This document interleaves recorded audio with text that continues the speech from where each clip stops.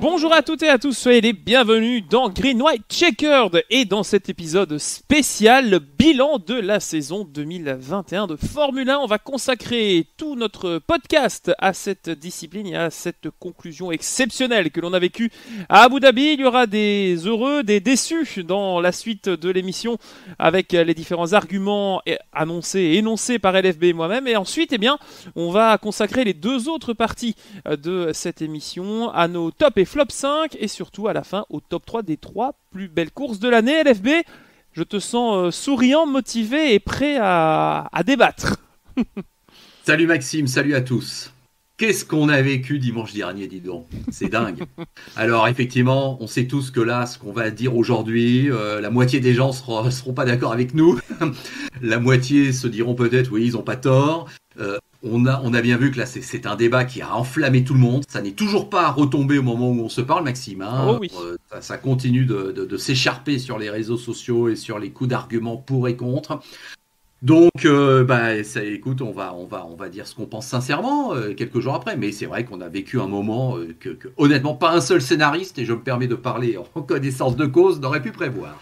C'est vrai qu'on a eu un dénouement absolument exceptionnel. C'est vrai que voilà, personne n'aurait osé écrire ça pour un scénario. En tout cas, on lui aurait rigolé au nez. Et pourtant, la F1 nous a surpris dans le bon et dans le mauvais sens du terme. On va en parler tout de suite. On va agiter le drapeau vert. C'est parti pour la première partie de notre podcast.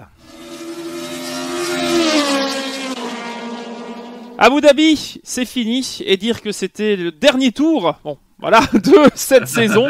On se retrouve avec un scénario absolument dingue. Pendant tout le week-end,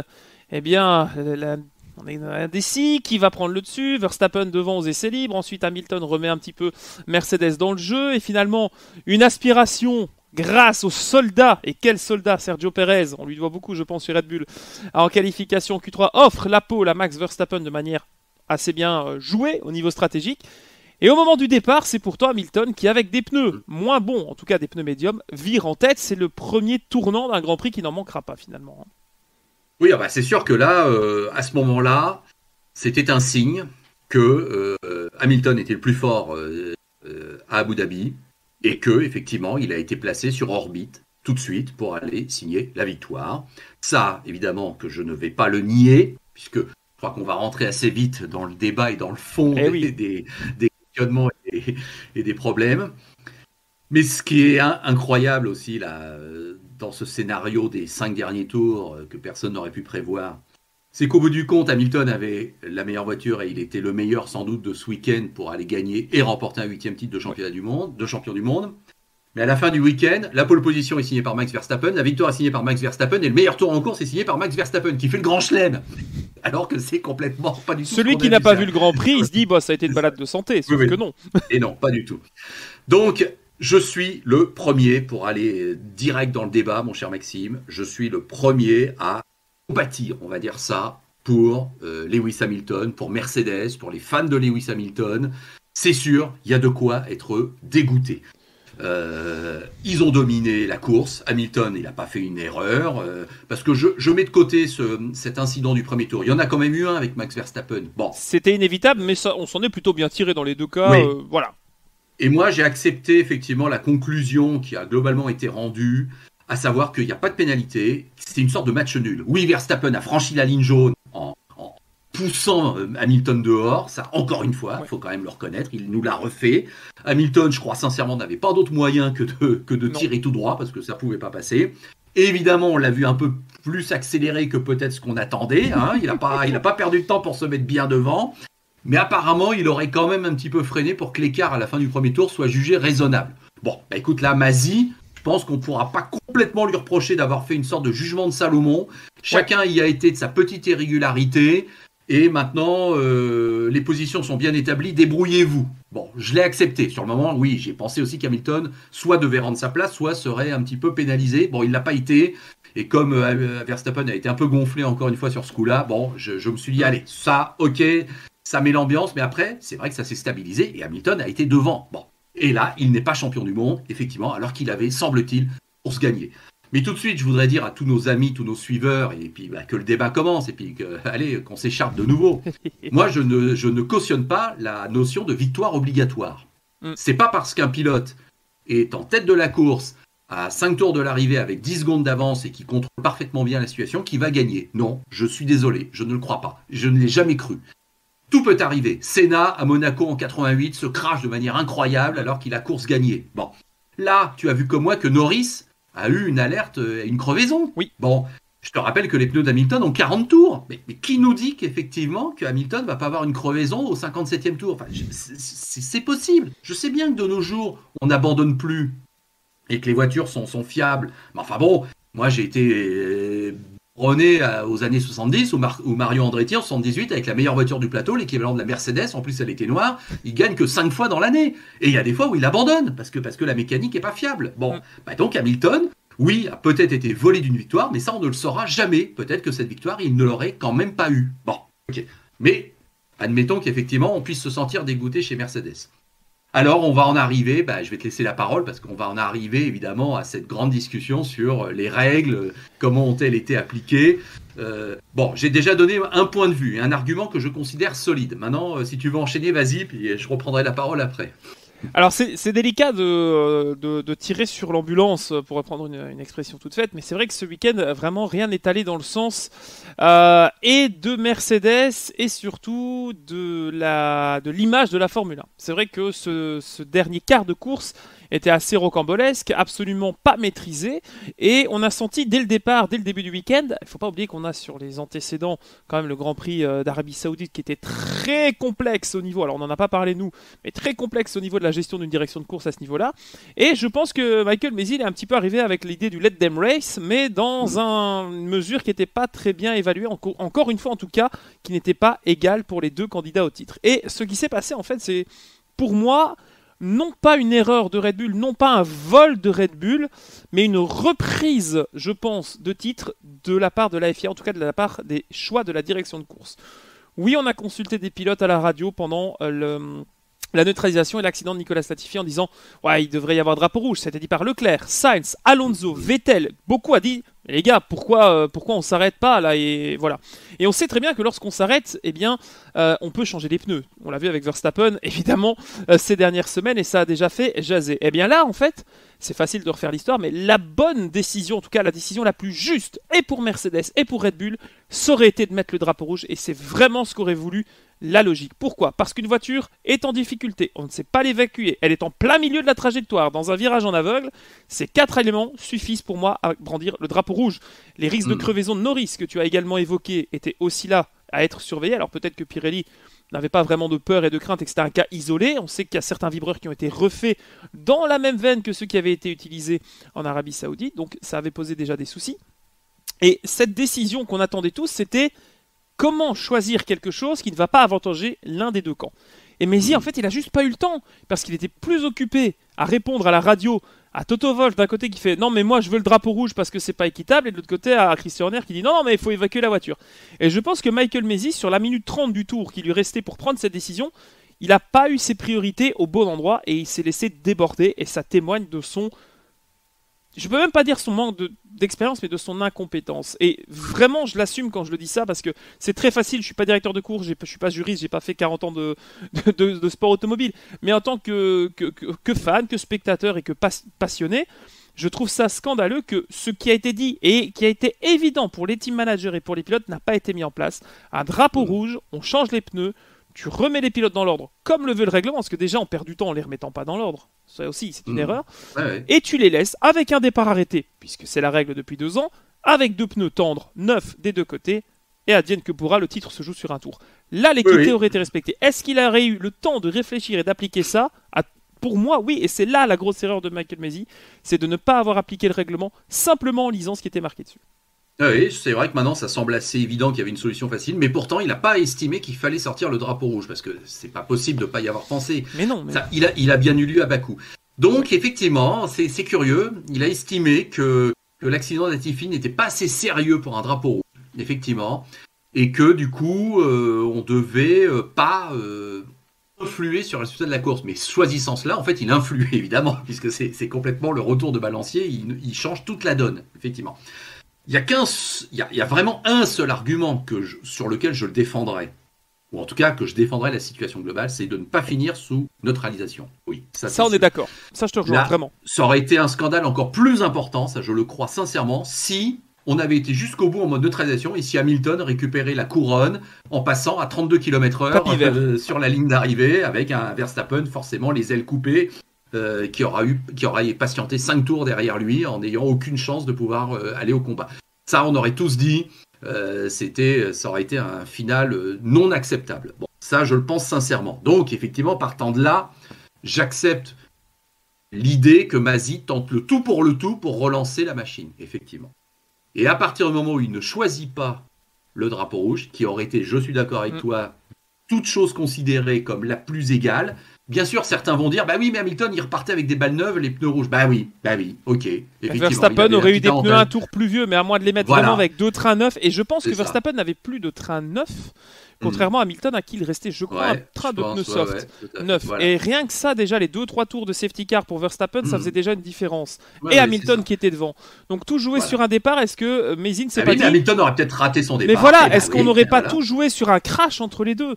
Et c'est peut-être ça qu'a voulu éviter Masi aussi, parce que pendant tout le week-end, on nous a vendu en disant « Oh, Verstappen, de toute façon, il peut prendre tous les risques qu'il veut. S'il se crash, il est champion, il y a une victoire en plus. » Je trouve que ça, déjà, c'est un peu un manque de respect pour le côté galant du sport auto, quand bien même Verstappen est un pilote qui est loin parfois d'être galant en piste, et je suis pour le garçon la plupart du temps, mais en essayant de garder vraiment la neutralité, je trouve que tu ne peux pas te dire que tu as d'un côté un gars qui est un talent formidable, jeune, fougueux, et un gars qui est 7 fois champion du monde et dire ils vont se cracher au premier virage.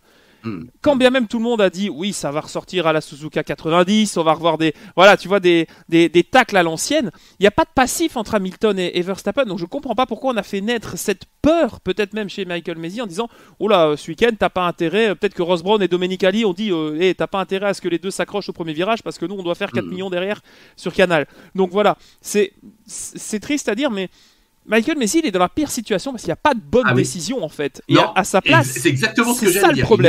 Il n'avait que des mauvaises décisions à prendre et il n'avait que des décisions qui allaient faire hurler la moitié du monde.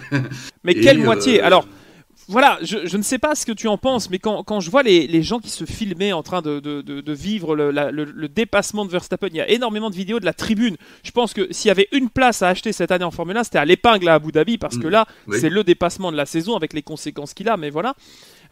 Je ne sais pas si sportivement et au niveau de l'image de la F1, on ne sortirait pas, quoi qu'il arrive, perdant de ce week-end, quelle que soit la décision. C'est-à-dire que j'ai envie de te dire, il était temps que ça se termine cette saison, parce que moi je n'en peux plus. Je suis fatigué d'avoir, alors avec toi c'est toujours sympa, mais d'avoir des débats souvent stériles, souvent avec des arguments qui n'ont pas de sens, pour défendre des choses qui ne devraient même pas exister, parce qu'il y a un règlement et parce que voilà, des fois c'est le let them race, des fois il faut mettre 50 000 € d'amende parce qu'il touche un aileron et que à un moment donné, est-ce qu'on peut pas avoir quand même un balayage de tout ça?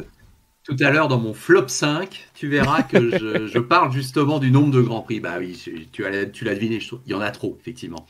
Et ça alimente une machine qui devient un peu pénible, un peu vicieuse. Quand bien même on est content de voir des courses tous les week-ends et d'avoir de quoi dire, mais c'est vrai que ça ne peut qu'entraîner une surenchère et instituer une mauvaise ambiance qui, lorsqu'elle est à ce point-là portée au paroxysme, fait qu'évidemment ça devient lourdingue, quoi.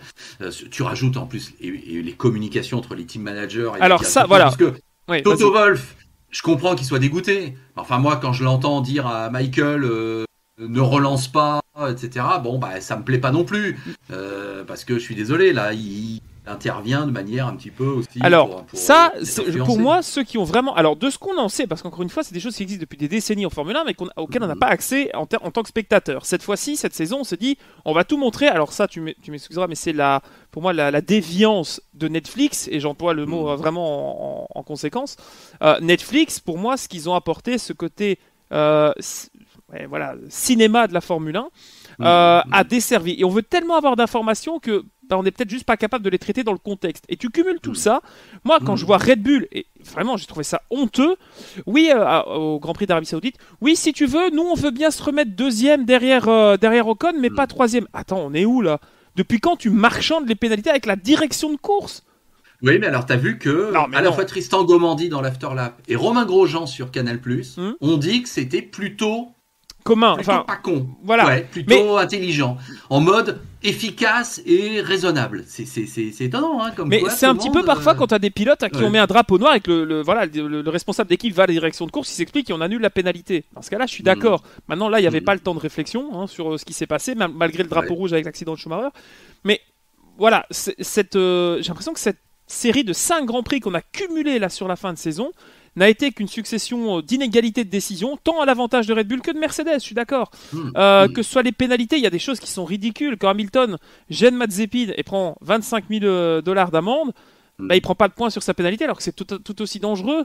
Alors que Verstappen prend 50 000. Enfin, c'est les équipes parfois qui prennent des pénalités parce que c'est pas la faute du pilote, c'est l'ingénieur qui ne prévient pas quand il y a quelqu'un derrière. Remettons ça aussi dans le contexte. C'est pas le pilote qui paye l'amende, c'est bien l'équipe. Mais malgré tout, le nombre d'incohérences, quoi. Enfin, j'ai envie de te dire. T'as mangé mes bons becs à la récréation, un jour je vais aller tuer quelqu'un. Enfin, tu vois un peu, c'est hallucinant. Le comparatif est peut-être trop simplifié comme ça, mais non, il y a un problème et je pense qu'il manque vraiment cette main de fer dans le gant de velours qui était le regretté Charlie Whiting. Alors évidemment, il faut regarder vers l'avant. On s'en sort pas trop mal. Regarde ce qui s'est passé en WEC avec Freitas, son directeur de course. Ce qui s'est passé, on en a parlé à la finale à Bahreïn entre Porsche et Ferrari. Il n'y a pas eu gain de cause de la part de l'équipe qui a porté plainte en disant qu'on s'est fait mettre dehors. Porsche n'a pas récupéré un titre. Enfin, voilà, il n'y a pas de raison que Mercedes récupère son titre. Et puis voilà, la classe globale de la Formule 1, on a pris un coup. Je suis désolé, moi j'aurais bien aimé que cette saison se termine il y a 5 courses et que comme tu dis, moins de Grands Prix, mais surtout, faut arrêter les excès. Non, mais en tout cas, c'est fou. Il y a un problème, clairement. Ouais, ça ne pouvait pas bien se terminer, c'est fou. Mais ça s'est pas terminé comme on le croyait, à savoir un accrochage entre les deux, à la Schumacher, on va dire. Ça s'est terminé à la direction de course, comme on sait pas. Alors, t'es comme moi, tu te dis, tiens, est-ce qu'on n'apprendrait pas fin février, début mars, que Michael Masi est un petit peu débarqué ou remis à un autre poste? Bon, voilà, il va payer les pots parce que la FIA, donc au moment où on se parle, Mercedes a donc retiré son appel, donc voilà, ça c'est clair, mais c'est évident qu'on comprend que ce sont des discussions éminemment très politiques au plus haut niveau qui ont eu lieu dans l'intérêt du sport, de la FIA, tout ça, et que Jean Todt ne partira pas de son mandat, évidemment, avec cette sombre histoire. Il acquiesce sur le fait, la FIA reconnaît qu'il y a eu des choses des manquements au règlement, oui, et qu'il va falloir en discuter et en tirer toutes les conséquences. Donc on voit bien qu'il y a une sorte de d'arrangement juste milieu qui est trouvé, que Masi a toutes les apparences d'être le fusible. Je pense qu'effectivement le pauvre, c'est ce que je me suis permis de dire à un moment donné, je crois que lui ne rêvait que d'une chose, c'est que quand il a regardé sa montre au 52e tour, il a dû se dire, bon allez, dans 5 minutes c'est terminé, et j'arrête avec cette saison un peu pénible. Et ben non, il lui est tombé quelque chose dessus. L'accident de Latifi aurait eu lieu un tour avant, je pense que tout le monde avait le temps de penser qu'évidemment on libérerait l'épave de la voiture et que c'était bon. Un tour après, c'était évident pour tout le monde que ça pouvait pas repartir, donc du coup on aurait vraiment mis le drapeau rouge, parce que je crois que c'est sûr, là, faut arrêter. On n'aurait pas terminé à l'américaine sous régime de drapeau jaune, façon NASCAR, comme j'en ai commenté des dizaines sur Motors TV, où dans le dernier tour du Daytona 500, il y a un accident et on neutralise le dernier tour et tout le monde est frustré que ça soit terminé comme ça. Donc ça, non, ça n'aurait jamais eu lieu. Donc effectivement, il fallait qu'il y ait eu une action en drapeau vert pour le dernier tour. Maintenant, effectivement, la règle a été un petit peu interprétée, on va dire ça comme ça. Alors je dis pas, pour conclure Maxime, moi je dis pas que Masi n'a pas appliqué le règlement, je dis qu'il a appliqué un règlement aménagé. Interprété, oui, voilà. C'est ça. Et que si je devais aller essayer de le défendre une dernière fois, parce que je suis bienveillant et qu'il est australien et que j'aime bien l'Australie, voilà, on va dire ça comme ça. Et que ça compte. Il s'est mis dans la position d'un arbitre qui n'a pas sifflé penalty, là où un autre aurait sifflé penalty. Voilà, c'est comme ça que je l'aurais tendance un petit peu à être sympa, à savoir que la règle, il l'a quand même appliquée, il a quand même fait passer les retardataires, il a quand même fait un restart. Oui, c'était pas complètement comment c'était prévu. Mais moi, le règlement, j'ai jamais considéré que c'était des tables de la loi inviolables. Voilà, et c'est pas ça à quoi on s'était habitué, surtout ces derniers temps. C'est-à-dire que c'est ça qui a choqué. Enfin, voilà, nous on voyait drapeau rouge et redémarrer et égalité des chances. Quitte à les mettre les deux sur la première ligne à égalité pour le premier virage. Non. Mais il y a des pénaltys avec la barre où il y a des arbitres effectivement n'ont pas sifflé pénalty. On croyait que c'était évident. Et puis il y en a pour 1 millimètre ou un petit contact, l'arbitre va siffler pénalty. Bon là, il a pris une décision sur le moment qui maintenant est certainement pas bonne, mais qui est compréhensible dans l'urgence de la situation, ça c'est certain. Mais c'est sûr que personne n'aurait voulu être à sa place quand même, je pense. Mais le problème, c'est que ça pouvait être une erreur de jugement ce week-end. La situation est malheureusement que ça fait plusieurs semaines que cela dure et que depuis le début de ce duel, il y a eu des décisions qui n'étaient pas mesurées. Alors je ne vais pas me répéter 10 fois, tu l'as bien expliqué, Maisie c'est le fusible pour l'instant, il faut qu'il saute. Maintenant je ne sais pas qui on va pouvoir mettre à la place, qui est compétent. Mais un collège, oui voilà. Oui, voilà, mais le problème de ce genre de choses, c'est que il faut qu'il soit constant sur tous les Grands Prix, qu'il ait un passif. Voilà. Et quand tu vois les analyses faites, je voyais Sky Sports, où je voyais Martin Brundle, Button, etc. Bon, ce sont que des Anglais, mais bon, qui faisaient une analyse quand même de ce qui s'est passé à l'arrivée. Globalement, ils disent, en tant que spectateur, on est un peu déçu parce qu'on comprend pas pourquoi Lewis domine toute la course et qu'en un tour, on renverse la vapeur. Mais en tant que pilote, on comprend tellement que bien sûr que oui, moi j'ai les pneus tendres, je vais aller le battre, qu'on me laisse rouler et qu'on donne un tour. Et c'est un petit peu ce que les vieux roublards comme Vettel, Alonso ont donné à la radio comme info.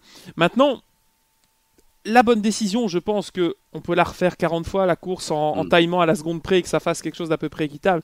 Maintenant, si on se penche sur ce qui s'est passé après, c'est-à-dire la réaction globale de Lewis Hamilton, le body language et sa situation, bravo monsieur, franchement, je ne suis pas certain que Verstappen soit allé serrer la main d'Hamilton à l'arrivée du Grand Prix si celui-ci avait été champion du monde. Et ça me fait mal de dire ça, mais pourtant, je pense que Hamilton témoigne là de tout ce qu'il a appris depuis son arrivée en Formule 1, de tous les champions qu'il a battus, de tous les champions qu'il a côtoyés et de cette image qu'il défend et qui lui tient tant à cœur. Je trouve que c'était, malheureusement suite aux conséquences, une très belle manière de montrer qu'il est, encore une fois, au-delà de son rôle de pilote de Formule 1. Tout à fait, non, il a été exceptionnel dans son attitude de défaite. Je la nuancerais peut-être de deux façons, si je voulais chercher la petite bête.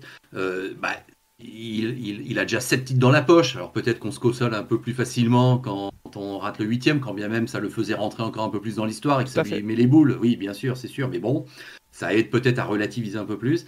Et je pense que, à partir du moment, dès le 53e tour, où il ne s'arrête pas, c'est là qu'est l'erreur. Où Verstappen s'arrête, il sait déjà qu'il a perdu.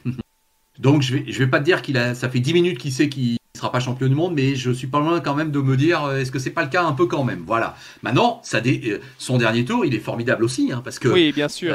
Sans DRS, aller rechercher 2 fois Verstappen à la SPI. C'est ça. Verstappen qui d'ailleurs zigzague bien avant la première chicane. On n'en parle pas. On n'en parle pas des zigzags. Ça c'est tombé dans l'oubli, mais quand même la défense est limite. Voilà, on passe ça sur le côté, c'est un titre de champion du monde qui se joue, donc ok, tout est permis, mais je suis désolé, il nous fait des zigzags.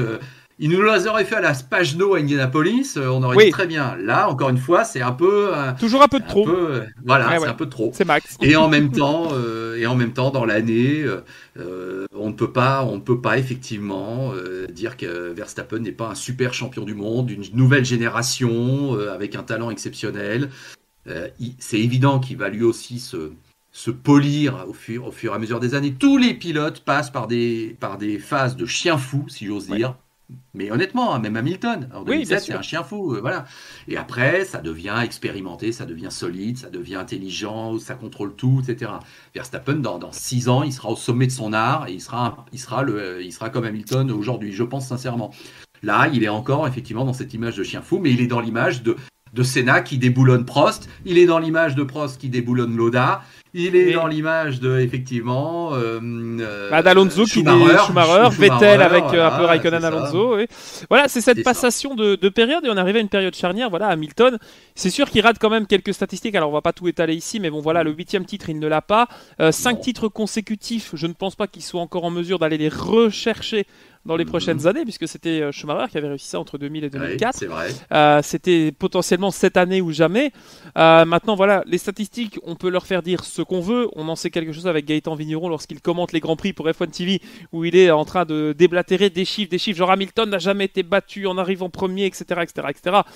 Une saison n'est pas l'autre. Et quand on sait qu'Hamilton, à chaque fois qu'il a été battu, a été champion l'année suivante, c'était le cas en 2007, c'était le cas en 2016, et ça a été le cas cette année, ce ne sera peut-être le cas cette année. Maintenant, la rumeur veut qu'Hamilton serait sur le départ suite à cet échec. Je n'y crois pas du tout. Non. Personnellement, je ne pense pas que... Oui, alors Wolff, déjà, entre les déclarations et le reste, entre ses déclarations à lui, celles de sa femme, etc., voilà, on sent bien que l'outil de communication, ils ont bien fait la fête à Yas Marina parce qu'ils savent qu'ils vont repartir pour une saison encore à 23 Grands Prix. je ne vois absolument pas ni Hamilton ni Toto Wolff prendre le jet privé une dernière fois. Peut-être certes blessé dans son orgueil, mais je revois un petit peu le souvenir de Senna lorsqu'il perd le titre à Suzuka, qui va 3 mois au Brésil se mettre vraiment la tête dans un autre monde avec sa famille, etc. Je pense qu'Hamilton va peut-être nous gratifier effectivement d'un mois de coupure totale, que ce soit réseau, etc. Et reviendra plus fort, parce que je pense que c'est la mentalité du garçon.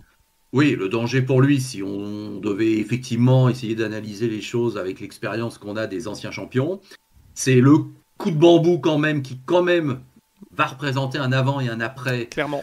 Et surtout à son âge, c'est possible, si, c'est vrai.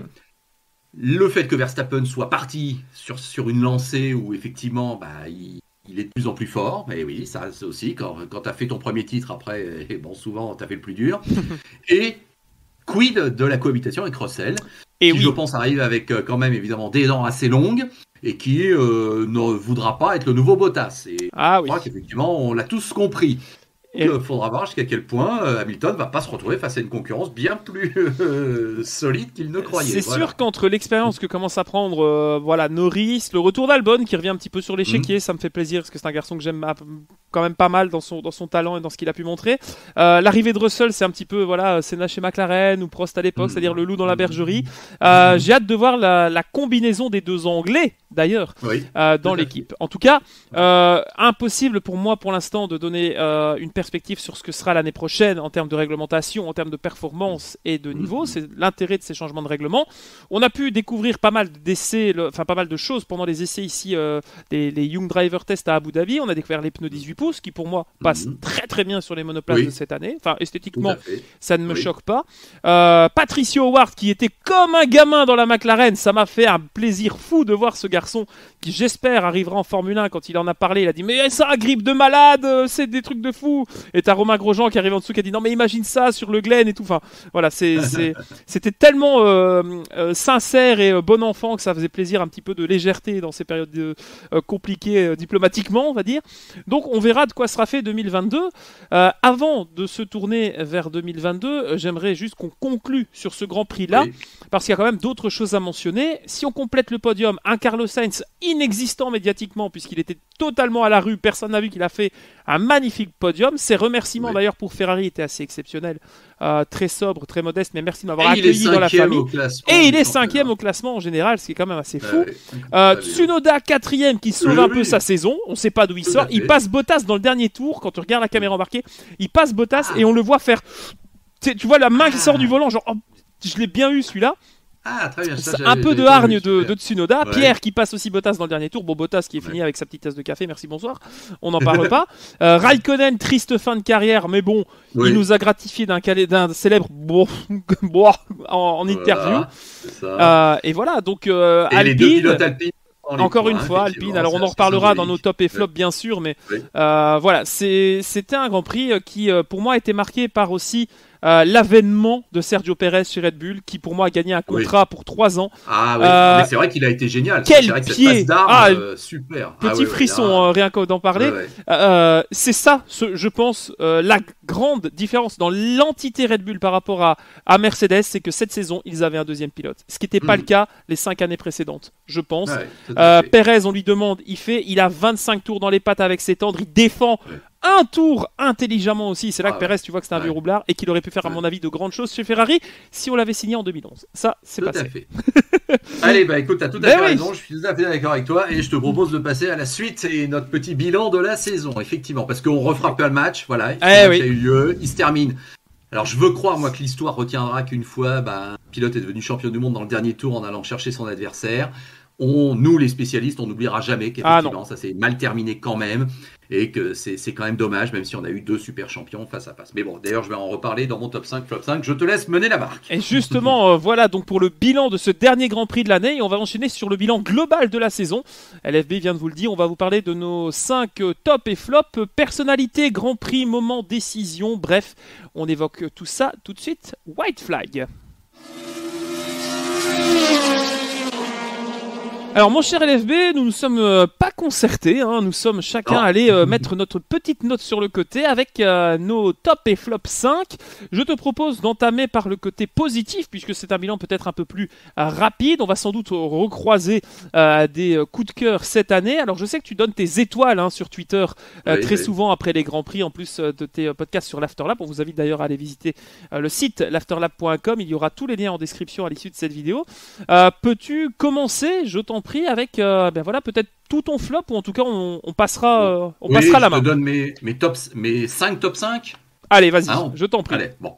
Oui, parce qu'on va pas développer pendant une demi-heure à chaque fois. Bon, je mets, pour quand même conclure cette saison, je mets la bataille Hamilton-Verstappen comme un top 5, parce que quand même, bah oui, on a là 2 pilotes d'exception face à face. On a eu une bataille comme on nous est pas en rêvé ces dernières années, avec 2 générations différentes, 2 nationalités différentes, 2 équipes différentes, 2 voitures différentes, sur tous les circuits. Et souviens-toi, Maxime, si c'était pas symbolique, ça, dès le premier Grand Prix de l'année, ça avait commencé avec Hamilton qui peut-être allait un peu trop large sur un virage. Donc les polémiques avaient commencé dès là, mais c'était déjà Hamilton face à Verstappen et les autres derrière. Voilà.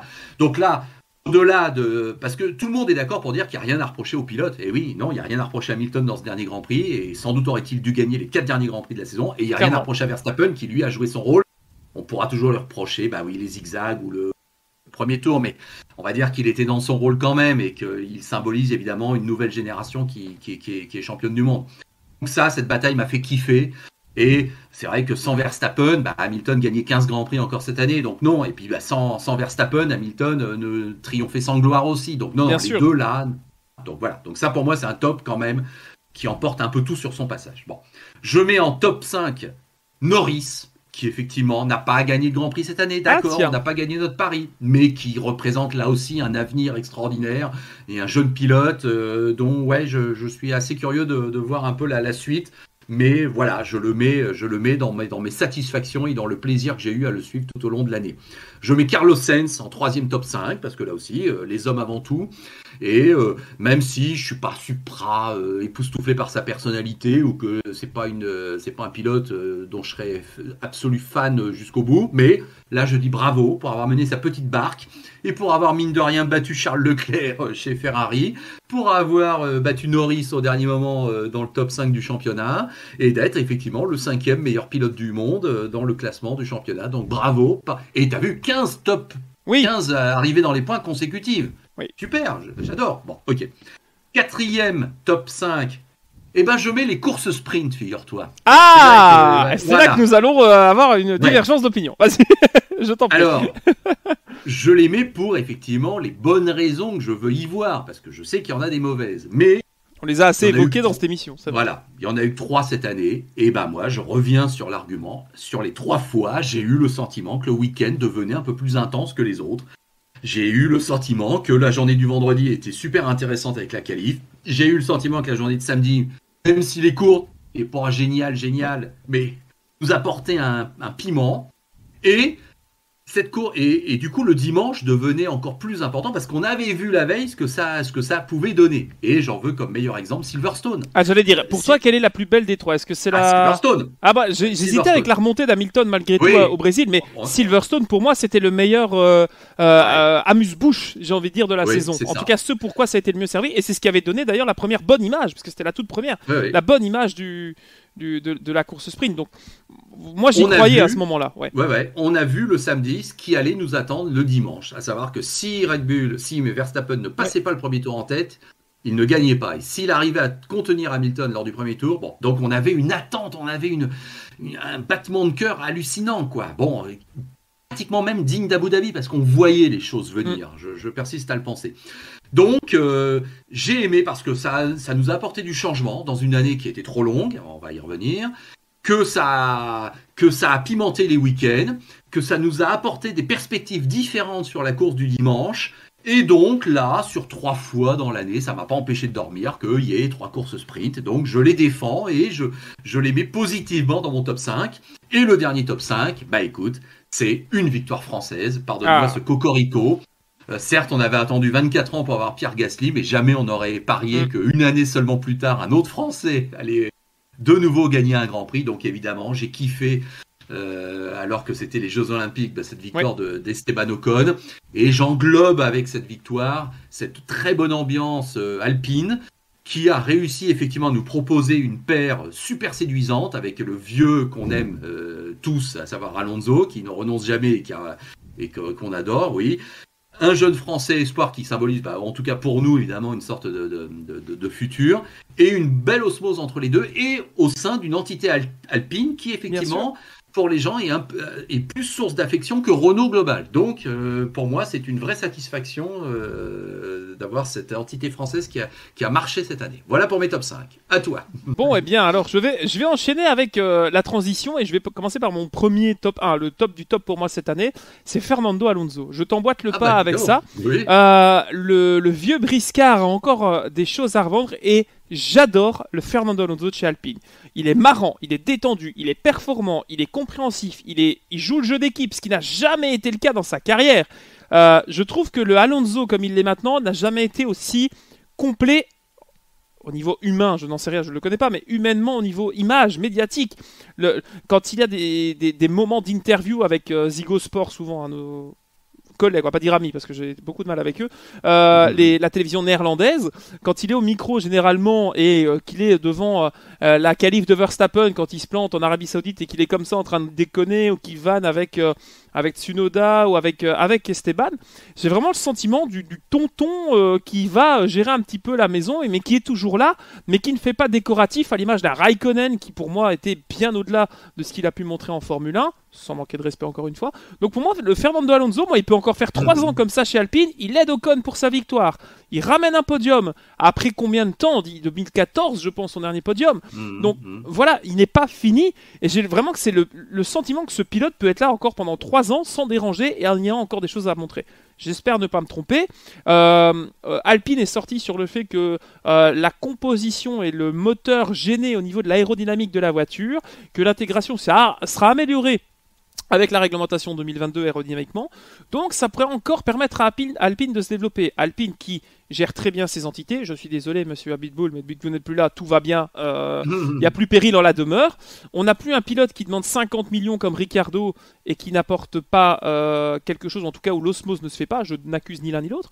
Donc Alonso, pour moi, c'est vraiment la très bonne surprise de cette saison, même inattendue, parce que je n'en voyais que de l'égocentrisme et ne pas savoir quoi faire d'autre de sa carrière. Il nous a prouvé le contraire, et ça, c'est vraiment la meilleure chose pour moi qui est arrivée cette saison. La deuxième, alors je vais être un petit peu dans ma liste assez exhaustive avec les nouveaux pilotes dans les équipes, mais Sainz chez Ferrari, quelle super osmose avec Leclerc. Alors Sainz, moi j'ai toujours été un grand fan du garçon, même s'il était discret chez Toro Rosso parce qu'il était face à Verstappen, chez Renault également, quand bien même c'est devenu une véritable personnalité de la F1. Il s'est chez Ferrari trouvé une place de cadre un petit peu comme pouvait l'être un pilote comme Raikkonen ou comme Massa, tu vois, pas un pilote exceptionnel qui va offrir le titre, et quoique, parce qu'après 1 an chez Ferrari, il ramène des podiums, il est constant, il sait se battre, ils sont plutôt bons au niveau des arrêts chez Sainz, c'est Charles qui a vraiment pris tarif cette année. Il manque la pole à Monaco du fait de son équipier parce que Leclerc se sort, si on se rappelle en Q3, bloquant le tour de Sainz, mais si Sainz y gagnait Monaco, mais ça aurait été l'apothéose vraiment d'une complicité avec Ferrari qui est née, et je pense que l'avenir de Ferrari est peut-être fait sans doute de Charles Leclerc pour nos chers amis spectateurs francophones. Je pense que pour moi l'avenir il est peut-être plus à tourner, en tout cas tout autant autour de Carlos Sainz. Je ne sais pas si tu es d'accord avec ça, mais voilà, je trouve que Sainz pourrait encore, voilà, il a tellement mûri et grandi encore cette année, alors que chez McLaren, j'ai l'impression qu'il était à la cour de récré avec Lando Norris, quand bien même ça marchait bien, tu vois, mais je sais pas, on dirait plus que c'était pour remplir un contrat que s'amuser et surtout être performant. Troisième étoile pour moi, Perez avec Red Bull, qui pour moi a justifié son rôle, lui qui était, on rappelle, 3 semaines avant la saison, quasiment sans contrat, 3 mois pardon avant la saison cette année, sans contrat, il gagne Bahreïn, ça le remet sur le devant de la scène, et ça me justifie encore une fois que ce pilote est le meilleur porteur d'eau du plateau en termes de 1-2. ce que n'a pas su faire Bottas. J'enchaîne rapidement parce qu'on a déjà parlé de Perez. Oui. Sébastien Vettel en personnage. Alors j'avais un peu tapé sur Charles Leclerc l'année passée, en tout cas avec Ferrari, j'étais un peu moins satisfait de ce qu'était le duo.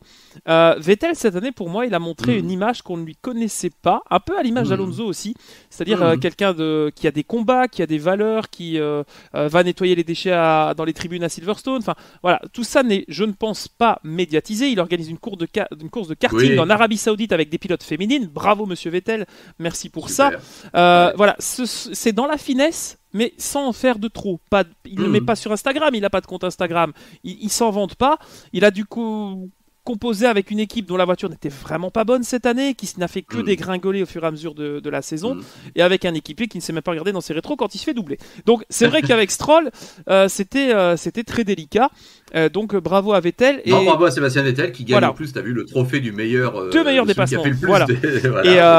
Chose qui était très drôle puisqu'il se battait avec Alonso d'ailleurs. Et alors à la fin il arrive dans le paddock et il fait bon, on a gagné le truc des dépassements là, le trophée de je ne sais pas quoi.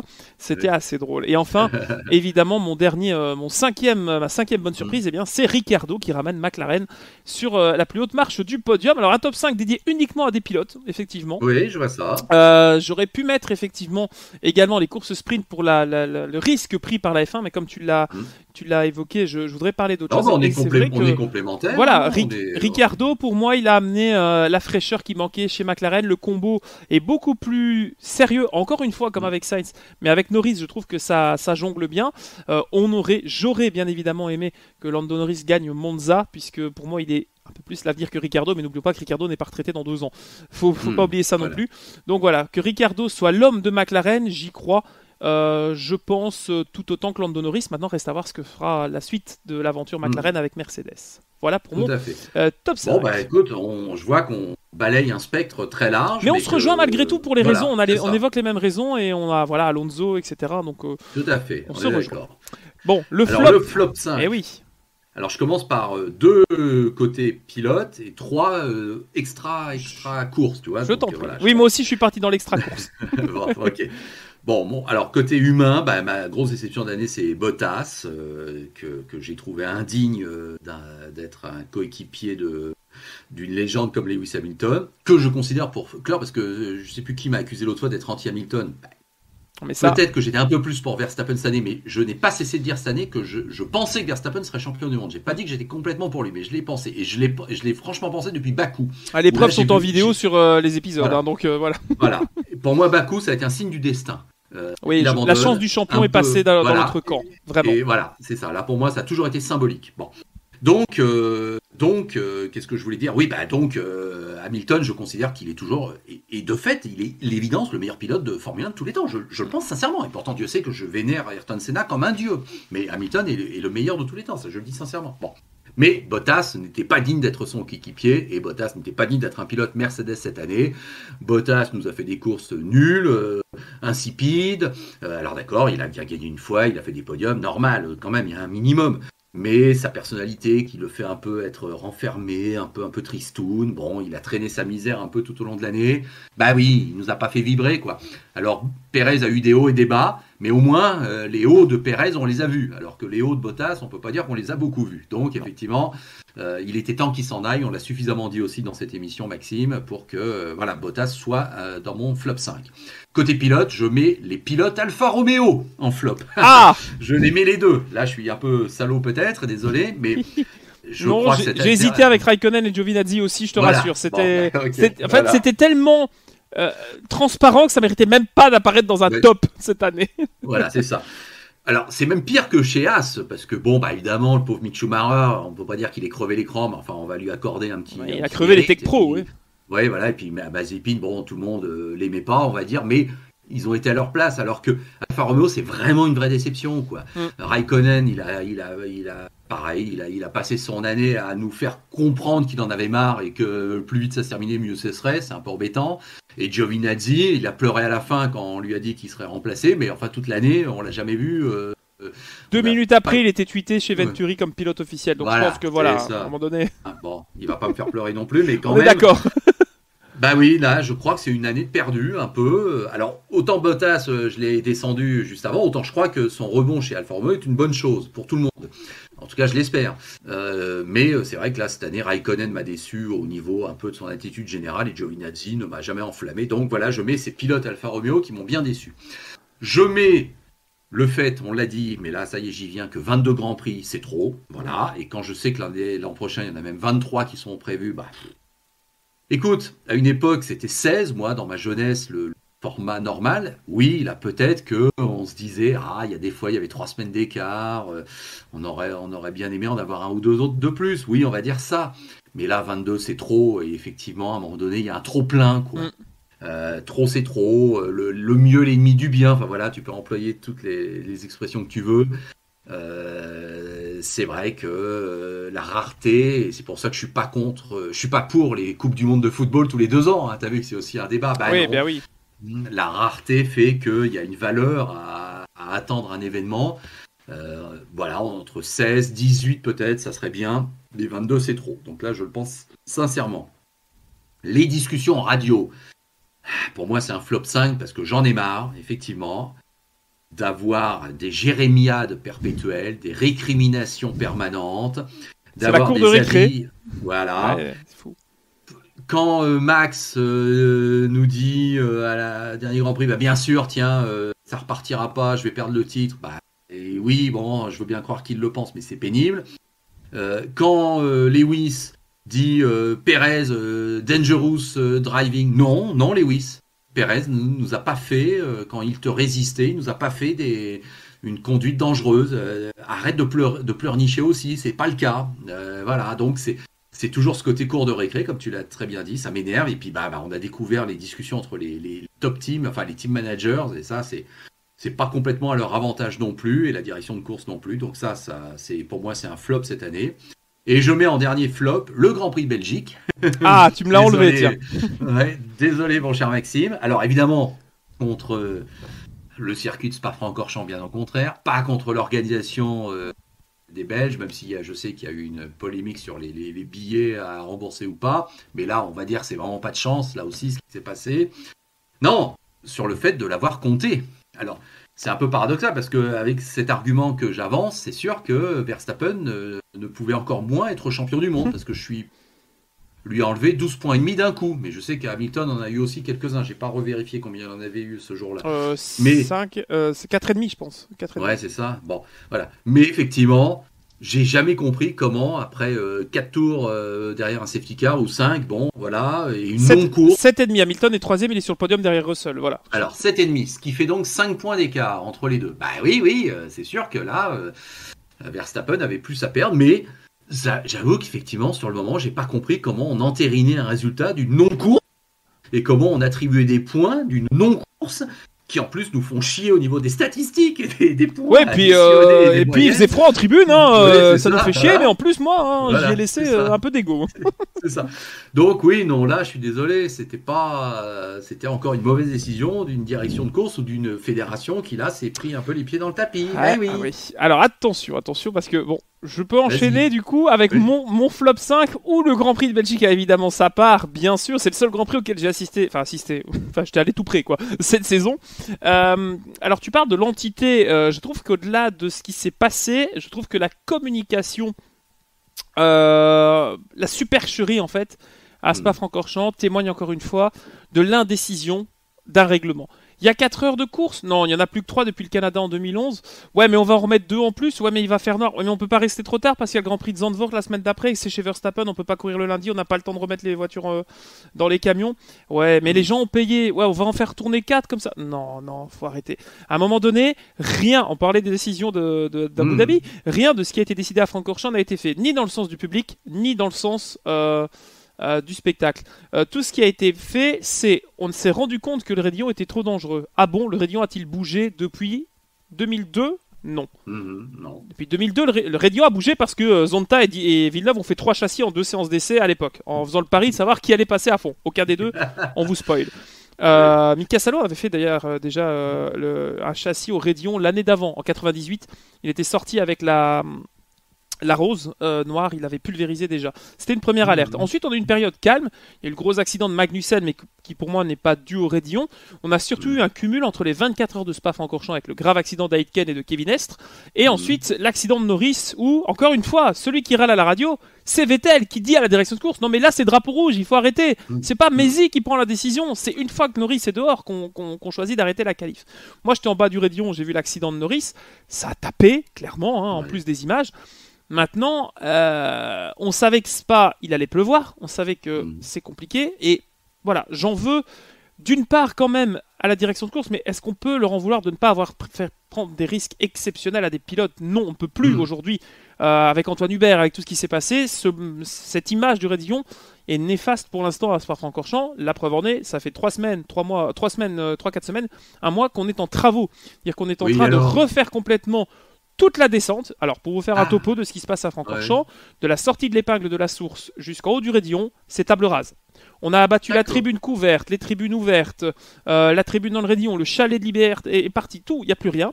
Il y aura une nouvelle tribune qui sera mise à l'extérieur du raidillon. Les gens râlent alors que ça fait 20 ans qu'ils en demandent une pour qu'on puisse voir les voitures bien assises au chaud. Il y aura enfin cette tribune qui sera en hauteur, et surtout, le dégagement du côté gauche du raidillon va être bien reculé.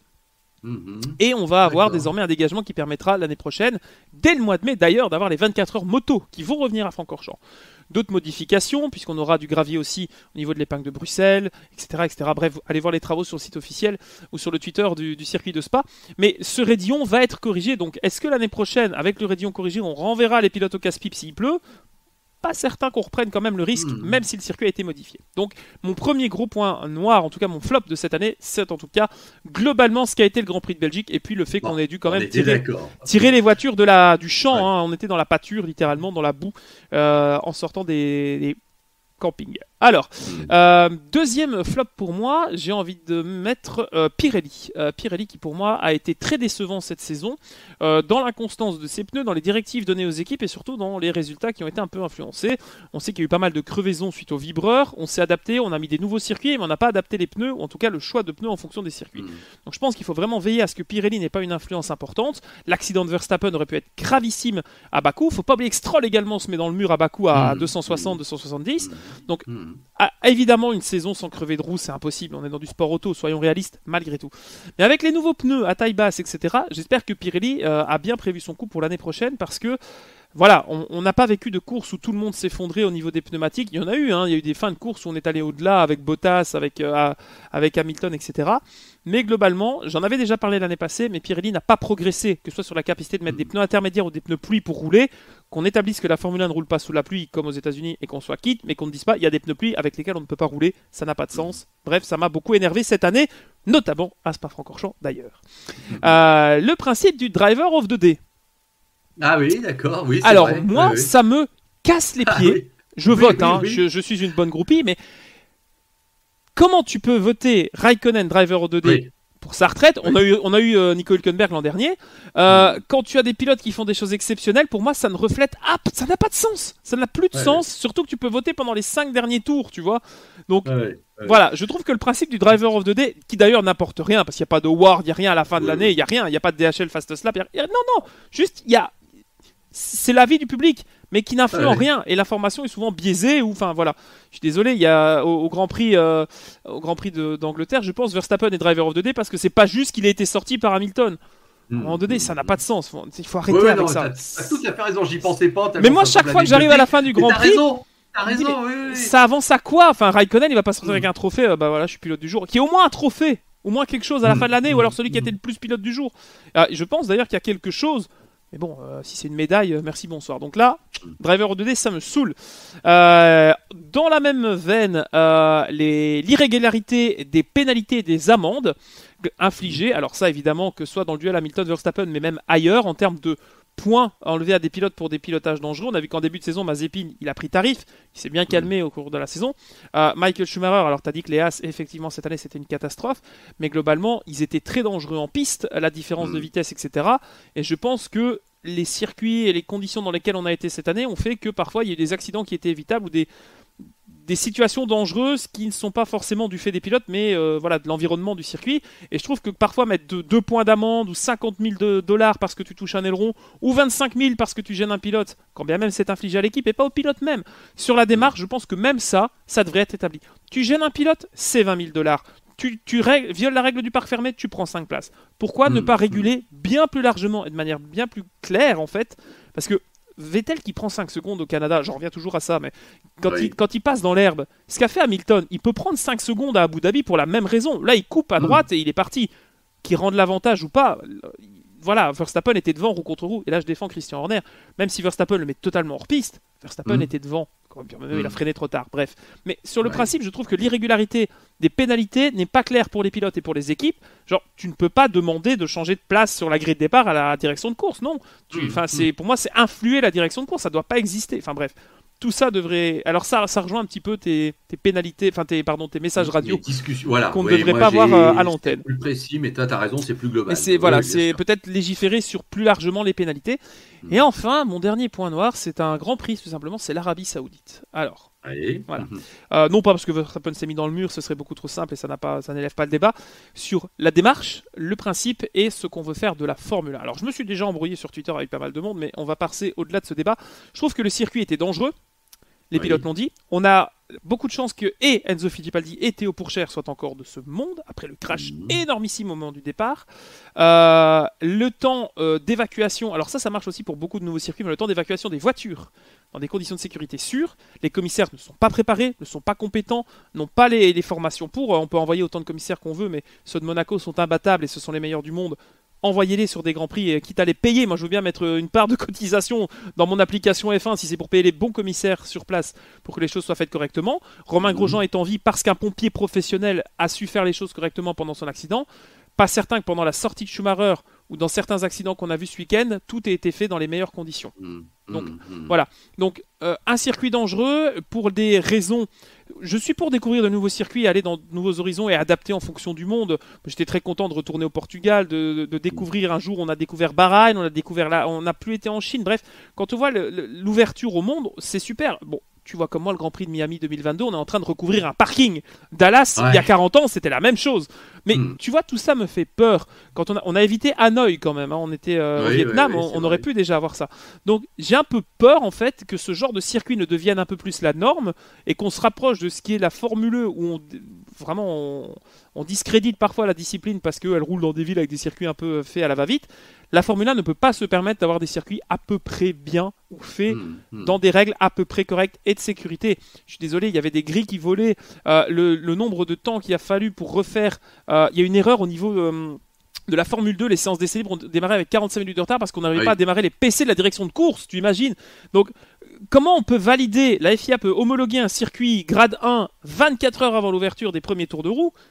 Non, à un moment donné, même sous prétexte de l'argent, et c'est pas pour les 8000 personnes qu'il y avait dans la tribune qu'il fallait rembourser les billets, stop. À un moment donné, il faut arrêter avant que ça s'endigue.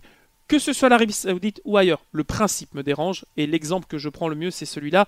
Quand même au Qatar, on avait des spectateurs qui étaient en tribune, ou dans la même image, tu avais des supporters néerlandais et des supporters anglais qui étaient super copains, tu sais, ils étaient côte à côte. Voilà, je vous laisse juger là-dessus. Je ne suppute pas, je constate les images, mais j'ai un peu de mal à y croire. Vous m'enverrez navré. Voilà. Très bien, Maxime, parfait. Bon, je crois qu'il ne nous reste plus qu'à faire la dernière partie de l'émission. Et oui. On a sélectionné chacun, c'est ça la règle de notre jeu, nos 3 meilleurs grands prix de la saison. Et voilà, les 3 courses qui nous ont marqués, qui nous ont réjouis, enthousiasmés en tout cas. Les 3 grands prix à retenir cette année. C'est parti, drapeau à damier, on y va. Bon, je te laisse l'honneur de débuter. On peut faire en ping-pong chacun. On verra si on se retrouve sur les idées. Et on part de 3, 2, 1, d'accord ? Tout à fait, on est d'accord. Je crois que pour le numéro 1, je ne veux pas faire mon Gérard Majax, mais je pense que j'ai une petite idée pour toi, puisque tu nous l'as tellement survendu il y a quelques temps. Ouais, peut-être. Peut-être, je ne veux pas non plus vendre la peau de l'ours. Mais commence donc par ton 3e plus beau, en tout cas Grand Prix le plus marquant, pas forcément le meilleur, mais le plus marquant de cette saison. Ouais. Et mon 3e meilleur Grand Prix de l'année, alors évidemment à chaque fois on essaye de sortir peut-être d'un cadre un peu attendu. Voilà, bon. Et là j'ai mis le Grand Prix des Pays-Bas. Alors c'est pas que ça a été le Grand Prix le plus excitant de l'année, puisque Verstappen a a dominé les débats. Tant mieux pour lui, il était à domicile. Mais tu vois, tu parlais de Jeddah, d'un circuit de nouveaux riches, on va appeler un peu ça aussi comme ça. Hein, voilà.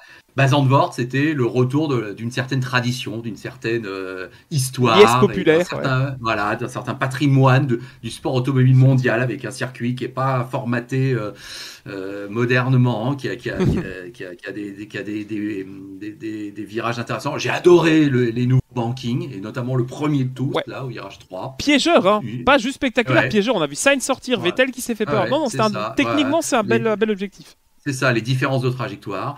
Moi, ça fait des années que je le dis, je suis épaté, et ça a encore été le cas à Abu Dhabi, quand je vois des milliers de Hollandais qui font les déplacements sur les Grands Prix pour soutenir Max. C'est fabuleux. Bon, là, on était chez eux. Donc, cette marée orange, j'ai trouvé ça génial.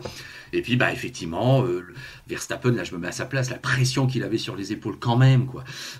Donc, ce rendez-vous, et c'est dommage que le Grand Prix n'ait pas été plus passionnant que ça, mais ce rendez-vous était pour moi assez unique en son genre, et je l'avais coché dans l'année. Je savais que ce serait un rendez-vous qui, là, je voulais le rater sous aucun prétexte, quoi. Donc, le cadre global, finalement, on va dire ça, et cette rénovation du circuit, je mets ce Grand Prix des Pays-Bas en 3e position de mon top 3 de l'année. Et toi ? Je te rejoins, et c'est pas une vanne, vraiment. En fait, je pouvais pas le mettre au-dessus, parce qu'en termes de sportivité, il n'y a pas eu grand-chose. Mais pour moi, on a découvert 2 choses cette année. On a redécouvert le Mexique, qui est pour moi la 2e grosse émergence de supporters avec Pérez, en tout cas les supporters sud-américains, après l'Italie, parce que pour moi, rien n'égalera Monza et Ferrari, quand bien même il y ait des fumigènes néerlandais orange partout sur le circuit, au point qu'Alonso dit « Je pense que Verstappen a gagné parce qu'il voit plus rien dans le dernier secteur, il est complètement noyé sous les fumigènes. » Oui, Zandvoort, évidemment, l'émergence de cette marée orange. Tu as parlé d'équipe de football, on en avait parlé en Autriche plus tôt dans la saison, quand les gens dansent ensemble et tout. Oui, mais ce n'est même pas pour une équipe, c'est pour un pilote, quoi. Enfin, je n'ai pas souvenir. Je n'ai pas souvenir de cela. Alors c'est peut-être la génération qui veut ça, mais bon sang, on dirait vraiment, je sais pas, c'est comme, c'est l'Irlande en Coupe d'Europe qui sort et qui fait 300 000 supporters. Ils sortent tous du pays, quoi. Il y a plus personne dans les rues. Non, moi cette marée orange, elle fait du bien au sport, évidemment. Ça me rappelle la moto. Ça me rappelle Valentino Rossi, ça me rappelle Lorenzo Marquez, qui ont des hordes, vraiment des hordes de supporters. Alors moi je l'ai vu au Grand Prix de Belgique, je peux t'assurer que dans les campings, à 2h du matin, quand ça te sort le Supermax avec les fumigènes et tout, faut prendre un petit somnifère. Mais qu'est-ce que ça fait du bien, c'est une bouffée d'air frais, quand on ne s'étouffe pas avec les fumigènes bien sûr, mais oui, cette marée orange qui, tu as dit, d'Abu Dhabi à Interlagos, au Castellet, partout. Mais alors, l'apothéose, c'était effectivement cette marée orange aux Pays-Bas. Et voilà, c'est cette communion en fait du sport. Et je pense que tout le monde a joué le jeu. Jumbo, la télé néerlandaise, Zandvoort a joué le jeu aussi, puisqu'il y a même des collaborations avec Verstappen depuis longtemps. Mais depuis qu'on avait, bien avant même qu'on annonce le Grand Prix, il y avait eu des événements, des F1 Days où Verstappen venait avec la Red Bull. Enfin, donc c'est pas nouveau cette volonté vraiment d'appâter le fan de F1. Ça s'est très bien passé, pas d'accident, le circuit est très spectaculaire avec les bankings, ce à quoi je m'attendais d'ailleurs en passant et en Arabie Saoudite et à Abu Dhabi, et que finalement c'est plat, ils ont dit le banking il y a 1 degré, hein, on est d'accord. Voilà, tout est là. Et alors l'exploit technique d'avoir mis ce circuit aux normes en 3 mois, bravo parce que vraiment le cadre est magnifique. Quand tu as l'introduction et que tu es au bord de la mer du Nord, tu te dis voilà, c'est génial. À voir quand il pleuvra, à voir avec les nouvelles voitures 2022, le banking, etc. Mais oui, voilà, moi je l'avais mis en 2e initialement s'il y avait eu plus de combats sur la piste, mais c'était un petit peu une procession malheureusement. Voilà, c'est ça. 2e position pour moi, le Grand Prix de Grande-Bretagne. D'accord. Alors effectivement, quand même, parce que tu te souviens, on est à ce moment-là après une série victorieuse de Red Bull, qui gagne par Verstappen tout le printemps, et Pérez gagne à Bakou. Bon bref, Hamilton arrive chez lui. Outre aussi l'aspect patrimonial. Tout aussi important, c'est vrai. Oui. Voilà, parce que moi j'y suis attaché, on a bien compris que je ne veux pas être trop rétrograde par rapport à la F1. Moi, quand je vois sur les réseaux sociaux les gens qui disent je reconnais plus ma F1 d'antan, non. La F1 des gens qui ont 15 ans ou 20 ans qui disent ça. La F1 spectacle a toujours existé, il y a toujours eu des trucs un peu zarbi. Bon, donc non, c'était pas forcément mieux avant. Mais c'est là qu'a eu lieu le premier Grand Prix, on le sait. Donc Silverstone, c'est une partie de l'histoire du sport automobile mondial, c'est évident. Là, Hamilton avait l'obligation du résultat chez lui. Et ça a été donc le premier week-end avec la course sprint. Et comme je te l'ai dit tout à l'heure, je ne reviens pas là-dessus, ça nous a densifié le week-end de manière incroyable. Ça nous a vraiment fait un rendez-vous où on sentait que ça pouvait être un tournant du championnat. Et ça a donc débouché sur un paroxysme. Le vrai premier, en fait, avec l'accrochage Hamilton-Verstappen. Donc, bien sûr, ça c'est décevant en soi qu'il se soit accroché, puis en plus Verstappen a été à l'hôpital, bon, on sait qu'il y a eu une polémique, bon, ok. Mais voilà, c'est tout le week-end que je mets en avant. Ce week-end-là, on a tous été rivés à nos écrans, on ne ratait rien parce que c'était un week-end qui sortait de l'ordinaire. Et moi, il m'a marqué dans l'année. Effectivement, ce Grand Prix de Grande-Bretagne, je l'ai suivi de A à Z en ne voulant rien rater parce que j'avais vraiment ce sentiment qu'il était très important. Et mais Hamilton était dans les cordes. Hamilton avait 26 points de retard. Il fallait qu'il réagisse. Oui. Et c'était le meilleur endroit pour que le 12e homme, qu'on a également évoqué cette année avec Verstappen, joue son rôle. Et tu l'as dit, avec la course sprint, avec cette tension qui montait, on a vraiment assisté à un déroulé de Grand Prix qui était à la fois fort classique et malgré tout très tendu. Le contact était inévitable, surprenant même qu'il n'ait pas eu lieu déjà à la course sprint, il faut être honnête. Il fallait bien que ça arrive. Mais ça devait arriver à un moment donné. Oui. Et c'est arrivé là. Donc je mets, pour des raisons un peu extra-sportives, tu vois, d'attente et de tension, mais quand même tous les événements qui ont eu lieu à Silverstone ont été importants. Donc voilà pourquoi je le mets en deuxième position. Et toi ? Mais moi, mon deuxième Grand Prix le plus marquant aura été Monza, avec évidemment le retour de McLaren et de ce doublé qui est l'un des seuls cette année vraiment impressionnant. Le seul doublé, je pense, de l'année, c'est pour McLaren. Oui, Mercedes n'en a pas fait, ni Red Bull. Incroyable. Donc ça, c'est fou aussi. Tout le déroulé de ce Grand Prix, on est après quand même une période qui n'est pas facile avec Francorchamps, etc. Et c'était la fin de la passe de 3 obligatoire pour Verstappen. On en avait parlé à l'époque. Spa, Zandvoort, Monza, c'était les 3 Grands Prix où Max devait marquer le coup s'il voulait prendre le dessus sur Hamilton. Spa, tu es dans l'œuf, on va dire ça comme ça. Zandvoort, contrat rempli de A à Z. Donc si on voulait faire 2 sur 3, il fallait gagner Monza. Ça s'est pas passé comme prévu, comme vous l'avez vu. Mais surtout, ça a créé un moment de peur avec le casque d'Hamilton qui est touché par la roue de Verstappen. À qui la faute ? Ça aussi, c'était le deuxième à qui la faute. Deuxième acte finalement pour moi de cette saison. Après Silverstone, donc deuxième tournant également psychologique, parce que Verstappen qui ne regarde pas Hamilton, on sentait peut-être qu'on avait quitté cette bonne entente un peu comme entre Hamilton et Rosberg, tu vois, au moment donné où quelque chose s'était cassé. Je trouve que là, autant le respect est resté visuellement avec les poignées de main, les accolades et tout, mais je pense qu'il y a quand même quelque chose qui a cassé à Monza. Autant le fait de course à Silverstone, comme tu l'as dit, l'accrochage était très impressionnant, spectaculaire, notamment avec Verstappen à l'hôpital, autant je trouve que Monza, tout le monde s'était donné, Mercedes était un peu loupé au stand, donc Verstappen devait ressortir, mais finalement, enfin voilà, la stratégie, tout était là, et le Grand Prix était beau, était disputé, et on avait encore McLaren qui était dans une petite deuxième vague de performance après le début de saison, et on se disait, non, quand même pas, ils vont pas nous faire ça, et puis on se dit, mais qui va être devant, Norris ou Ricciardo, et finalement, Ferrari ne saisit pas une opportunité exceptionnelle aussi, et c'est Mercedes qui va quand même faire un peu plus polémique avec cet accident en disant Max nous a mis dehors, Hamilton, Lewis était resté, il était blessé alors qu'après il est parti au gala du Met, je pense le dimanche soir ou le lendemain, enfin il est allé à une soirée à New York et Verstappen qui a dit ouais bon si tu sais prendre l'avion et aller à une soirée c'est que t'as pas mal au cou. Tu vois il y a quand même eu les premières piques, c'est là que pour moi ça a commencé à vraiment devenir grave. Et puis voilà, ce doublé de McLaren qui met fin à des années de disette depuis 2014 et un podium. Et la dernière victoire, c'était 2012 avec Button, si je ne dis pas de bêtises. Oui, 2012 au Brésil, si je ne dis pas d'erreur. Donc voilà, c'était un bien fou. Et puis, ça a déboulé, surtout, sur un événement génial de cette saison. Ricciardo qui va tester la Chevrolet de Dale Earnhardt au Grand Prix des États-Unis. Donc rien que pour tout ça, ce Grand Prix de Monza, il a été feel good en fait de A à Z pour tous les autres à part pour Hamilton et Verstappen. Donc voilà, en tant qu'ancien grand fervent défendeur de McLaren, un peu moins désormais, mais quand même équipe de cœur pour moi depuis que je suis tout petit, ça a été un Grand Prix très impressionnant. Derrière aussi d'autres ont pu faire des belles choses, que ce soit Pierre Gasly, etc. Donc vraiment c'était un Grand Prix qui a donné un petit peu l'occasion à tout le monde de remettre les pendules à zéro et d'avoir une course sans et Verstappen et Hamilton. Et on a vu et que ce soit Perez ou que ce soit Bottas, qu'ils étaient encore une fois un peu largués. C'est ça, moi je l'avais mis en 4e position si j'avais dû faire un classement, ce Grand Prix d'Italie, parce que oui, évidemment, cette victoire, elle est exceptionnelle dans l'année, imprévue, voilà. Mais mon meilleur Grand Prix de l'année, c'est le Grand Prix de Hongrie, c'est bien ce que tu avais subolé. Eh bien non, non, sache que non. Mais non, vraiment, j'avais pensé au Grand Prix d'Interlagos.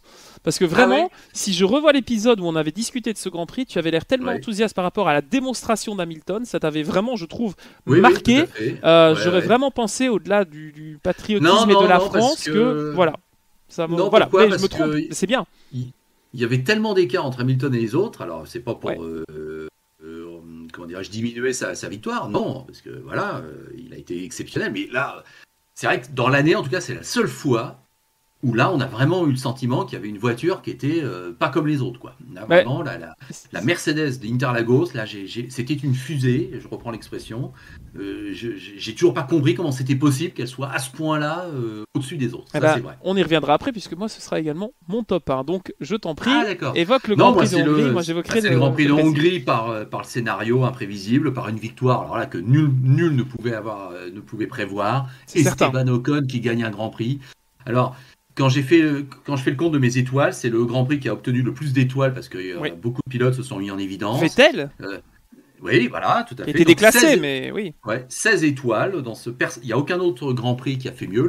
Par comparaison, le plus petit score de l'année, c'est en Espagne, 7 étoiles seulement. Tu vois, le Grand Prix banal où il ne se passe rien. Bon, voilà, classique, on est d'accord. Donc, Budapest, 16 étoiles, c'est beaucoup. Et c'est la seule fois de l'année où j'ai mis 5 étoiles pour un pilote. Donc, parce que je considère qu'effectivement, quand bien même elle est chanceuse, entre guillemets, ou en tout cas, elle est favorisée par des circonstances, oui. J'ai toujours dit, souviens-toi, que Esteban comprend dès le début du Grand Prix qu'il peut gagner ce Grand Prix et il doit tenir bon moralement, psychologiquement, tout le Grand Prix. Ça lui tombe pas dessus à 3 tours de l'arrivée, on verra, je vais gagner. Non, là, dès le début, il se dit, là j'y suis, je suis peut-être en train d'écrire mon destin. Donc c'est exceptionnel ce qu'il a fait, parce qu'il a tenu bon, il n'a pas fait une erreur, alors que je peux te dire, ça a dû... Oula, dans le casque, ça a dû quand même un petit peu tanguer, on se met à sa place. Et puis tu rajoutes Bottas et son strike au départ, un Verstappen qui termine 9, Hamilton-Alonso, cette bataille est géniale. Formidable, ça vaut Hamilton-Pérez, la bataille d'Alonso, là, c'est vraiment là où j'ai compris qu'Alonso, il avait plus la même mentalité, qu'il était vraiment là pour une équipe. Et c'est ces années d'endurance qui, je pense, l'ont forgé dans ce caractère-là, et c'est une très bonne chose. Donc prime à la surprise, effectivement. Et honnêtement, allez, je te dis n'importe quoi, si Stroll avait gagné ce Grand Prix, je l'aurais sans doute mis, parce que tu vas me dire, il y a un petit côté franco-français. Oui, sans doute, allez, ça joue un peu. Non, mais il y a un parallèle aussi avec Gasly, l'un dans l'autre, voilà. Mais c'était un Grand Prix complètement hors norme, complètement inattendu, complètement dingue, complètement surprenant, qui nous a fait une bouffée d'air frais dans l'année, une belle histoire, et non, je le mets devant, parce que la logique voudrait qu'on mette le Grand Prix d'Abu Dhabi avec un titre pour le championnat du monde qui se joue dans le dernier tour. Ben oui, mais non, parce que toi et moi, on l'a suffisamment dit tout à l'heure, on est quand même un petit peu énervé par ce qui s'est passé au tour. Au spectacle, on pouvait mettre la résistance de Verstappen aux États-Unis, qui était géniale. À la fin, on voit qu'Hamilton revient avec finalement Verstappen résiste, un superbe tour de force. J'ai adoré ce Grand Prix d'Austin, les deux équipes sur deux stratégies différentes et une bataille. L'Émilie-Romagne aussi, la pluie avec le gros crash de Bottas et Russell alors qu'ils vont se changer leur baquet, et le duel à Tamburello entre Hamilton et Verstappen. C'est très important. Bakou, très important aussi, bien sûr. Moi, je me souviens qu'au Castellet, Verstappen nous fait aussi un super Grand Prix, mais c'est pas au point d'être dans le top 3. Russell qui nous fait une qualification magistrale aussi en Belgique, ça s'était fait à la régulière avant le fiasco du Grand Prix le lendemain. Donc, cette saison aura été marquée de moments incroyables, positifs, négatifs. On n'a pas eu de drame à proprement dit, on a eu quelques drames sportifs, des grandes déceptions, mais évidemment quand il y a un duel, il y a toujours un vainqueur et un perdant. Maintenant voilà, c'est facile de classer, on aurait pu classer les 20 Grands Prix dans l'ordre évidemment, mais comme tu l'as dit, voilà, l'Espagne était insipide, moi j'ai pas beaucoup, l'Autriche, pareil, c'est le public qui m'a fait donner un beau Grand Prix. Zandvoort, pareil, Monaco, le public, Monaco, comme toujours, on aurait aimé une victoire de Sainz quand même, ça aurait été, ou en tout cas d'une Ferrari qui avait la seule occasion de se présenter aux avant-postes. Donc voilà. Et toi, donc tu mets le Brésil en tête alors ? Alors oui, moi je voulais absolument mettre le Brésil en tête parce que dans une saison où on a eu un Verstappen ou un Hamilton parfois très fort, parfois dominateur de quasiment A à Z, jamais une telle marge entre les deux n'a été significative à ce point-là. C'est le point de renaissance d'Hamilton pour moi dans quand on voit Hamilton qui sort de Monza en disant voilà l'ascendant moral, psychologique de Verstappen, Hamilton est fini. Non, je ne pense pas qu'Hamilton se fasse si facilement berner. Non, ce Grand Prix était pour moi la renaissance d'un Hamilton dominateur comme on le connaissait l'année dernière en fait. Comme si Verstappen n'avait pas son mot à dire, comme si Red Bull devait composer. Et c'est vrai que pour une fois, Red Bull avait dégainé en premier au niveau de la stratégie, ce qui n'était pas le cas. D'habitude, ils essayaient aussi de se calquer sur Mercedes, sauf en quelques occasions, ce qui leur a plutôt réussi parfois d'ailleurs. Mais là, Hamilton, que ce soit vis-à-vis de la pénalité, vis-à-vis du fait que la voiture est déclarée illégale, qu'il doit partir dernier, qu'il revient grâce à la course sprint, qu'il ne commet pas d'erreur, qu'il est dans des conditions pas faciles, qu'il est dans le dirty air, ce qui est sans doute la pire chose pour la Mercedes depuis le début de saison. Ce nouveau moteur que Bottas a éculé depuis 8 mois, avec des casses, avec des faiblesses, avec des problèmes, lui, on lui monte avec cette pénalité. On s'est dit, bon les gars, s'il faut prendre une pénalité, c'est ce week-end, on change tout. Il part dernier et il prend vraiment pour moi ce troisième poumon de la saison, cette bouffée de performance, et la démonstration, elle est exceptionnelle. Alors, j'ai beaucoup de mal avec les parallèles. Je suis parfois à dire que dans le pilotage, on retrouve un peu de Senna dans Verstappen, mais ça veut tout et rien dire. Je trouve que humainement, ça m'a pas dérangé qu'Hamilton monte sur le podium avec le drapeau brésilien, parce que là, quand il descend, on sait qu'Hamilton est croyant aussi à ses convictions. Le fait qu'ils disent que peut-être Senna était assis sur son épaule, en tout cas au-dessus de lui pendant tout ce Grand Prix, j'ai envie peut-être de le croire, parce que parfois quand tu te remets à Dieu ou tu te remets à d'autres entités en tant que pilote, je pense dans ces moments-là, il doit y avoir quelque chose en plus. Je pense que le public brésilien a accueilli Hamilton comme il ne l'a jamais accueilli. Pourtant, il a gagné son premier titre là-bas. Mais face à Massa, ils l'ont détesté, Hamilton, les Brésiliens. Faut pas oublier, il y a 12 ans, c'était pas la même histoire, 12-13 ans. Donc voilà, je trouve que le fait qu'Hamilton ne soit pas hué là, mais soit ovationné, on a senti presque... ça faisait du bien que les choses soient pas revenues à la normale, mais soient un petit peu différentes d'à l'habitude, parce que même à Abu Dhabi, avoir eu Hamilton, je trouve ça absolument scandaleux, quel que soit le bord, quelle que soit la raison. Mais voilà, sur la démarche de ce Grand Prix du Brésil, on a assisté à une leçon de A à Z, et rien que pour ça, je tire mon chapeau à Hamilton. Il en a pas besoin, mais moi, ce Grand Prix, si j'ai vraiment à le retenir, au-delà des duels, parce que oui, les duels, on en a eu plein cette année. On les a évoqués, mais la leçon de pilotage, Verstappen a été dessus effectivement à Zandvoort, on le sait, hein. Mais là, Hamilton, je suis désolé, il m'a vendu du rêve lors de ce week-end-là, que sur la course sprint ou le Grand Prix principalement. Donc c'est là que j'ai compris qu'il n'était pas fini et que ça allait se jouer peut-être au dernier tour du dernier Grand Prix. C'est ça, exactement. Mais oui, mais comme si, quelque part, ça y a mené tout droit. Oui. Et c'est arrivé ex aequo au dernier Grand Prix. On sait que c'était arrivé qu'une seule fois. Et ben voilà, et puis ça se jouera dans le dernier tour. Non, mais c'est dingue ce qu'on a vécu, mais effectivement, quelle année. Mais là, on va s'accorder un petit peu de repos. On va tomber, hein, parce que là, ça va nous faire du bien à tout le monde, je crois. Écoute, ce sont bientôt les fêtes de Noël. Prenons chacun un petit kilo et demi, histoire de bien se casser, bien se tasser, se casser un petit peu ce rythme effréné de Grand Prix. Bon, on reprendra très vite. Alors, on va parler un petit peu de l'actualité de Green White Checkered après cette conclusion.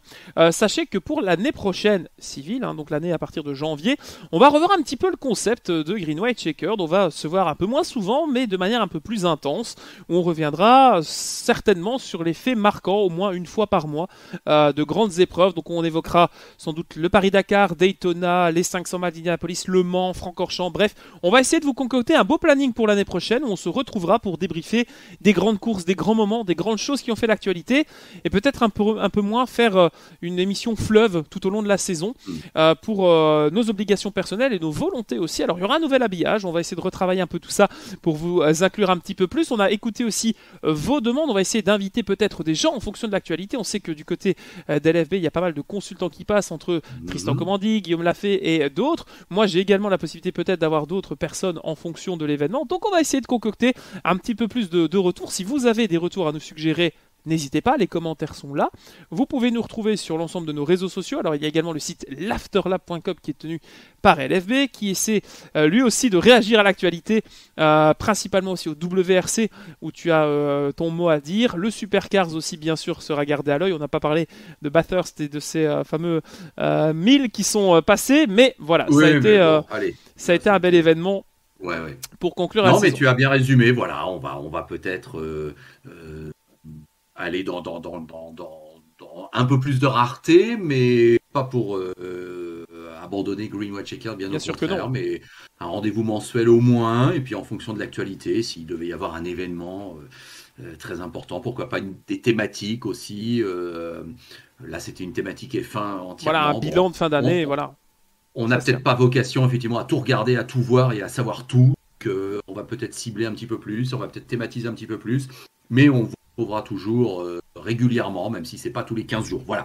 Moi, l'occasion de te remercier évidemment Maxime pour cette nouvelle année passée en ta compagnie, avec toujours autant de plaisir et toujours autant de richesse dans nos débats. C'est toujours très très sympa. Je te souhaite bien le meilleur dans ta vie personnelle et professionnelle, bien évidemment. Tu es un super commentateur. J'espère que tu continueras à ce niveau, au niveau de la formule électrique en 2022, effectivement. En Belgique, à ce niveau-là, tu es incontournable. Et à vous tous, eh bien, je vous souhaite de bonnes fêtes de fin d'année et je vous adresse évidemment d'ores et déjà tous mes vœux pour 2022. Eh ben voilà, meilleurs vœux à toi LFB, merci beaucoup pour ton temps, ta patience et ton abnégation parfois avec la technique et ce rendez-vous. Merci vraiment pour la légitimité que tu as pu apporter à ces débats. Certes, on ne fait pas 300 000 vues, certes, on n'est pas en direct sur Canal+, mais bon Dieu que ça fait plaisir de discuter avec toi. Merci à vous d'avoir écouté nos élucubrations peut-être tout au long de l'année. C'est vrai qu'on a parfois été d'accord, pas d'accord, mais voilà, c'est deux points de vue différents d'un professionnel du métier, d'un passionné, deux générations, deux visions qui se rejoignent parfois. On vous écoute, on vous prend en compte. Merci d'avoir suivi, regardé, écouté aussi ces podcasts. On se donne rendez-vous l'année prochaine avec tout autant de passion et d'enthousiasme. On espère que vous serez au rendez-vous. Mon cher LFB, merci à toi, bonne soirée et à l'année prochaine, comme on dit. Salut. Salut.